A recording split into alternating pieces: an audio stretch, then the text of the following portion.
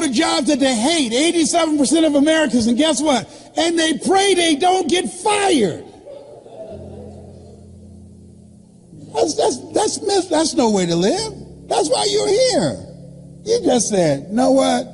No, I ain't going out like this. I'm telling you. And people think you're crazy, and you are. You got to be crazy today. You got to be out of your mind. My favorite book said, let that mind be in you. You got to have another mind in you that says, I got this. This is my life. I own this. I'm going to call the shots here. Nobody's going to tell me how much I'm worth, what time I can take a lunch break. I'm not going to anybody and ask for permission to take my family on vacation. No, I got this. I've got a vehicle that can take me to another place. That's why you said yes. Give yourselves a round of applause. Mr. Washington said, Mr. Brown, transform your mindset. Number 2, he said, practice. Let us say together, OQP. Write this down. Only quality people. Only quality people. You don't want everybody in your organization. You want only quality people. Here's something else he said. Mr. Brown, yes, sir. And this is what we're going to do in this presentation. That's called presentation power. He said, develop your communication skills. How you present yourself, how you sell yourself. He said, once you open your mouth, you tell the world who you are. And then he said something else. Let us say together with conviction. I want everybody to join me on this. Let us say together, you got to be hungry. Say it again, you got to be hungry. He said, what do you want to do with your life, young man? I said, sir, I want to buy my mother a home. He said, you got to be hungry. I said, what do you mean by that? He said, people that are hungry are willing to do the things today others won't do in order to have the things tomorrow others won't have. He said, people that are hungry are relentless. People that are hungry are unstoppable. People that are hungry refuse to give up. People that are hungry, no excuse is acceptable for not making their dream become a reality. I said, I'm hungry, sir.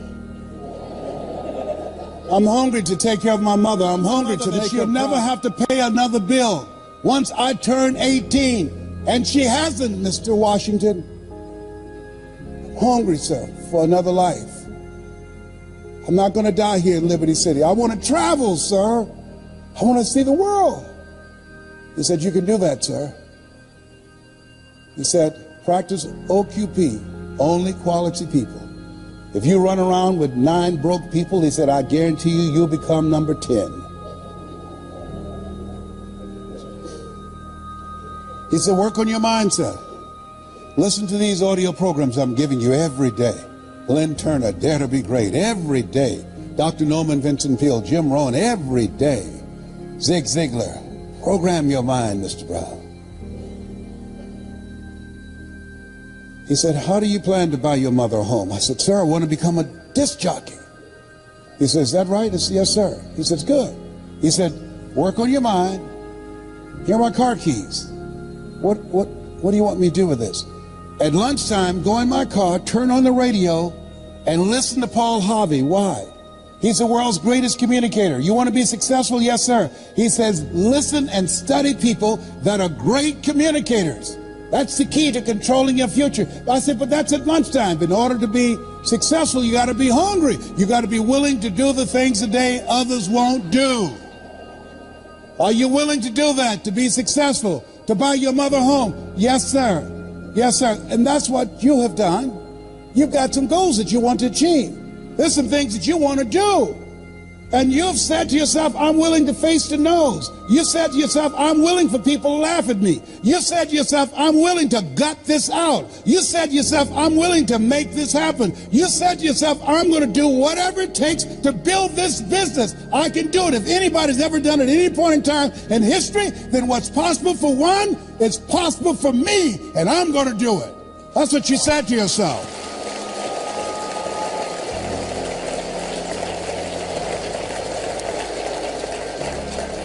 He said, listen to Paul Harvey every day. So you want to be a disc jockey? Yes, sir. He said, I want you to create your format. What will your personality be? What style are you going to have? I said, wait a minute, sir. I want to be a disc jockey, but I don't have a job yet. And then he said something. He said, it's better to be prepared for an opportunity and not have one than to have an opportunity and not be prepared. He said, you got to expect to become successful. Let us say together, I expect to win. I expect to increase my recruitment. I expect to be a great presenter. I expect to become a millionaire. It's my time. It's possible. It's necessary. It's me. It's hard. It's worth it. Nietzsche said, if you know the why for living, you can endure almost anyhow. Your homework assignment is write down 5 reasons that will make it worth it for you.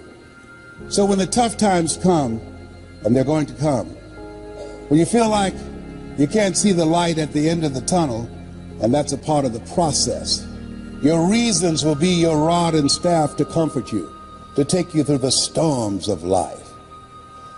He told me, you want to be a disc jockey, practice on your communication skills. Visualize yourself talking to thousands of people, Mr. Brown. See yourself on stage presenting. Be willing to invest in yourself. Warren Buffett was being interviewed by a financial analyst on CNN. He said, what's the most important investment a person can make today? Warren Buffett, a billionaire, has billions of dollars in the stock market, billions of dollars in real estate. He looked at the reporter and said, the most important investment you can make is in yourself.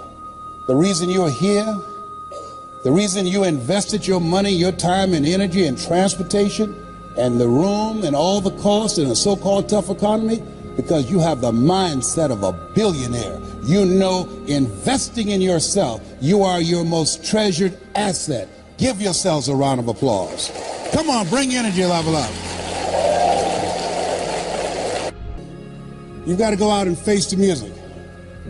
You go with the things I've taught you and make it happen.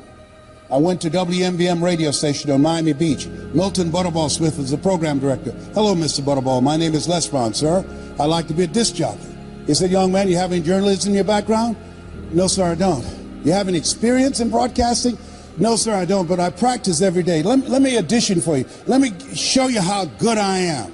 He says, no, we don't have any job for you. How many have been rejected? Raise your hands, please. I was devastated with rejection. I went back to Mr. Washington. I said, Mr. Washington, they said no. He said, don't take it personally. Most people are so negative, they have to say no 7 times before they say yes. He said, you got to be hungry. Go back again. I said, yes, sir. I went back again. Hello, Mr. Butterball. How are you, sir? My name is Les Brown, sir. I'd like to be a disc jockey. He said, I know what your name is. Weren't you here yesterday? Yes, sir. Didn't I tell you no yesterday? Yes, sir. He said, then why are you back today? I said, well, sir, I didn't know whether or not somebody was laid off or somebody was fired, sir. No one was laid off or fired. Now get on out of here. I came back the next day, talking loud, looking happy, like I was singing for the first time. I said, hello, Mr. Butterball. How are you? My name is Les Brown, sir. I'd like to be a disc jockey. He said, I know what your name is. Weren't you here the last 2 days? I said, yes, sir. Didn't I tell you no the last 2 days? I said, yes, sir. He said, then why are you back today? I said, sir, I didn't know whether or not someone got sick or someone died, sir. He said, no one got sick or died. No one was laid off or fired. Now don't you come back here again. I came back the next day, talking loud, looking happy, like I was singing for the first time. I said, hello, Mr. Butterball. How are you? He looked at me with rage. He said, go get me some coffee. I said, yes, sir.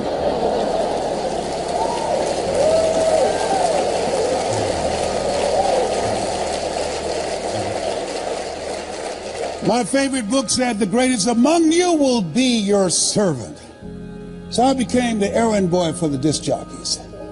I was serving them. I'd go get their lunch and their dinner, and I'd come into the control room, watching them working the control room knobs and switches, knowing my time will come. Let us say together, my time will come, when I'll be a top producer, and when I'll come up on stage and they call my name because of my accomplishment.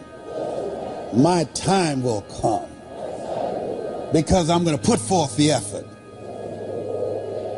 And so on the weekends when the disc jockeys would come out to the parking lot, the cars would be clean inside out. They said, hey, who did this? I did, sir. How much do you charge, young man? Oh, nothing, sir. I just wanted to help out. Write this down. Build relationships. Build relationships. Give before you ask people to come into your business. Find some way to compliment them. Talk to them, ask them questions. Find out what's important to them, what's stressing them out, what keeps them up at night, what drives them, what they value. Don't advance with the business. People do business with people they know, like, and trust. That's why you want to tell the story and ask key questions. You want to be strategic and experiential. Write this down. You have an energy signature. People are feeling you out. They're listening to you. They're watching you. And so, it said, look, here are my car keys, young man. Donna Ross and the Supremes are coming to town, the Four Tops and the Temptations. I want you to pick them up at the airport and take them to the Fontainebleau Hotel on Miami Beach. It is my pleasure to serve you, sir. I would drive these entertainers all over Miami Beach in the disc jockeys' big long Cadillacs. I didn't have any driver's license, but I'd drive it like I had some. Then one day, it's a Saturday afternoon, a disc jockey by the name of Rockin' Roger was drinking while he was on the air. Rockin' Roger got so drunk, he could not complete the show. He began to slur his words. He's about to fall off the chair. It's a Saturday afternoon, and I was the only one there, looking at him through the control room window, walking back and forth, young, ready, and hungry. I was saying, drink, rock, drink. Drink, rock. I'd have gone and get him some more if he'd asked me to. Then pretty soon the phone rang. It was a general manager. I said, hello? He said, young boy, this is Mr. Clyde. I said, I know. He said, Rock can't finish the program. I said, I know. He said, will you call one of the other DJs in? I said, yes, sir. I hung the phone up and said, now he must think I'm crazy. I called my mama and my girlfriend, Cassandra. I said, y'all come out on the front porch, turn up the radio. I'm about to come on the air.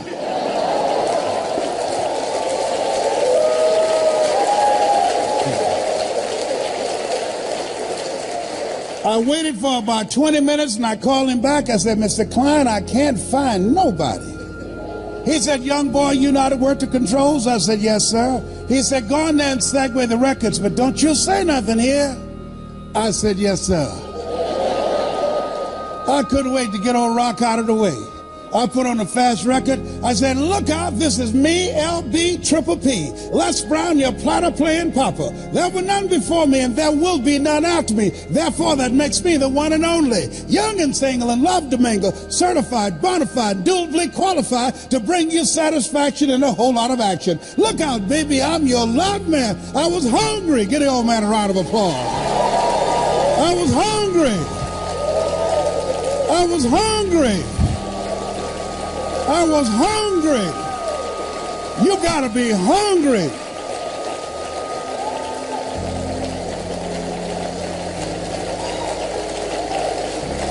Shake someone's hand on your right and left and say, you gotta be hungry. Do that right now. Shake somebody else's hand. Say, you gotta be hungry.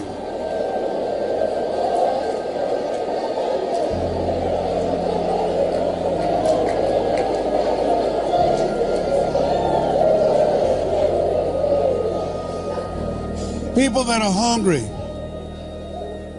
believe if you do what is easy, your life will be hard. But if you do what is hard, your life will be easy.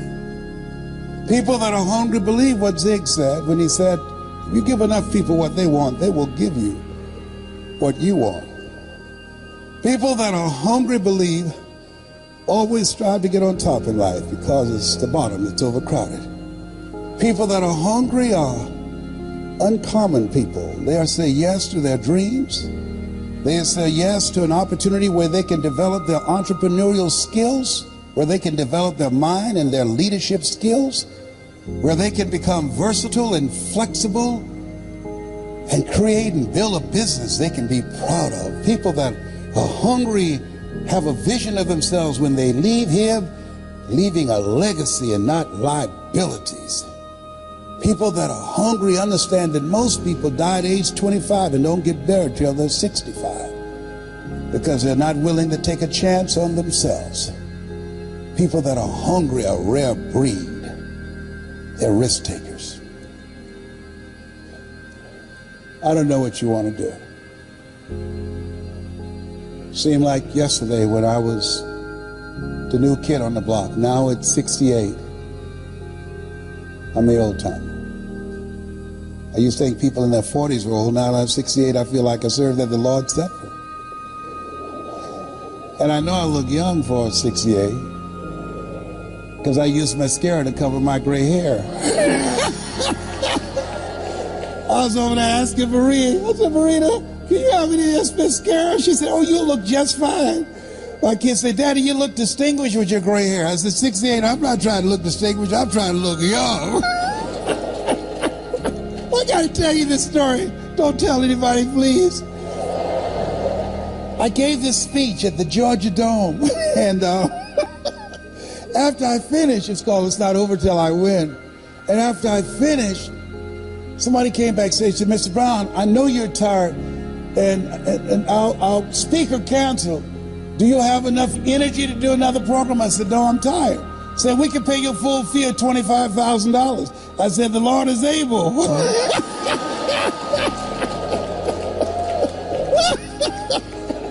So they took me over to the Georgia World Congress Center. And it was an intimate setting. People were very close to the stage. So I looked in the room, and then I went to the restroom and got my little Mademoiselle mascara out to cover my grape, you know, have a mustache and everything.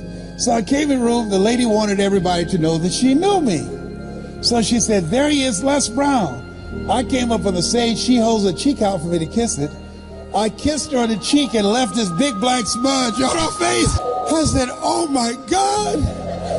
So I didn't know what to do, so I just sat down. So the people down front started saying, there's something on your face. She looks at me, she said, what are they saying? I said, I don't know. Then one nosy lady went over there, opened up her pocketbook, and gave her a mirror. Now, nobody asked her to do that. Getting in the Kool-Aid, don't know the flavor. She looks and see the big black smudge on her face. She said, how did this get here? I said, I don't know, you think maybe some of this rubs off? Well, the reason I'm telling you this, don't worry if I kiss you today, because Marie said, you don't need it, you'll be just fine. You look distinguished. Whatever.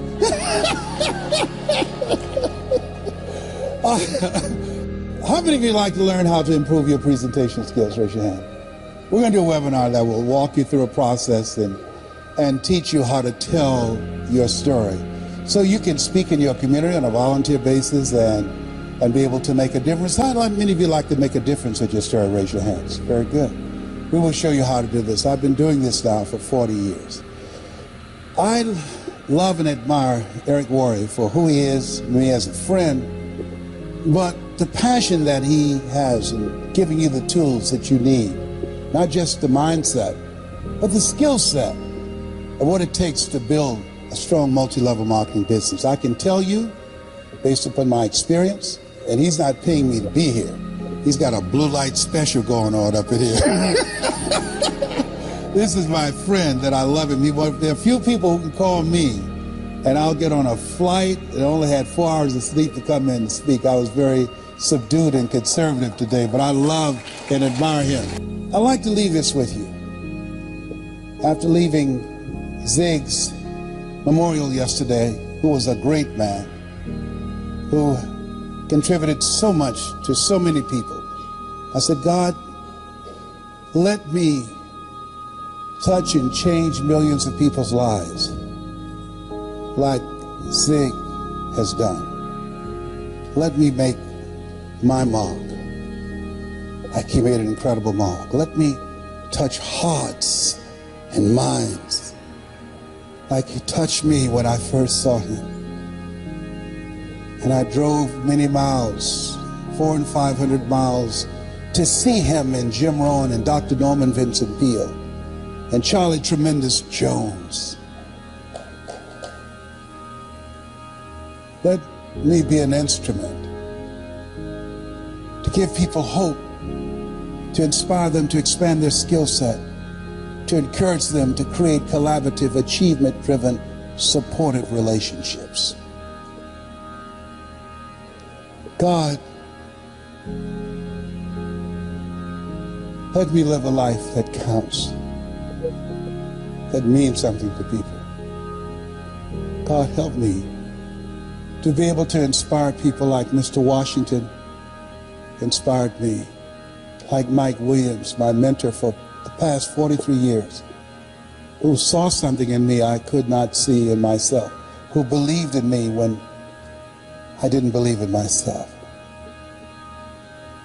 Please let me live a life that matters. I want to leave this with you.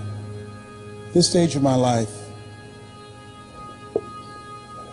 my goal is to train 100,000 speakers who will have one message: hope, skill set, and collaborative relationships that will change how people think, how they feel, and how they act. 100,000 people outside of religion and outside of politics, both of which I believe polarize and divide people. 100,000 ordinary people who want to live an extraordinary life.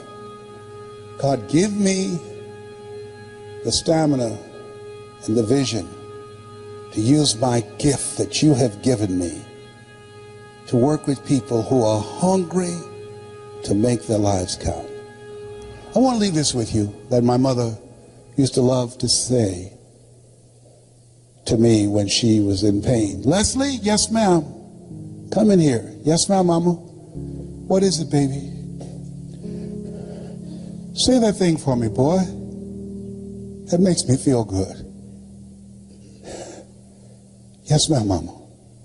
My mother's dream was to raise 7 children she didn't have, to make sure we had a roof over our head and food on the table.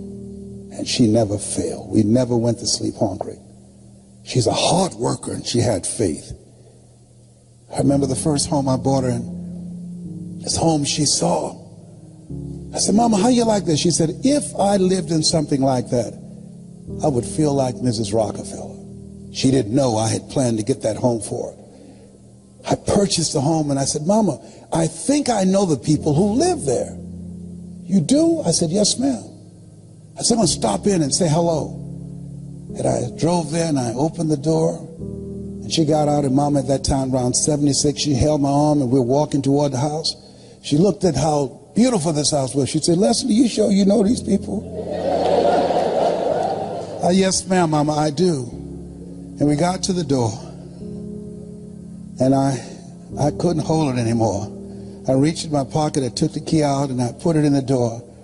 I said, Mrs. Rockefeller, this is your home. She said, Leslie, what are you talking about? I said, Mama, I bought this for you. I pushed the door open. She stuck her head in the door. She said, anybody home? I said, no, Mama. Nobody's here. This is yours. It's fully furnished. Multi-level marketing made that happen. This is going to happen for you. It's already happened for some of you. Mama has since passed. She was born on November the 6th, just like Zig. I remember her walking around the house looking and said, thank you, Jesus. Thank you, Jesus. And Leslie, you were such a problem kid. You were so crazy. I said, I know, Mama, but I'm rich now.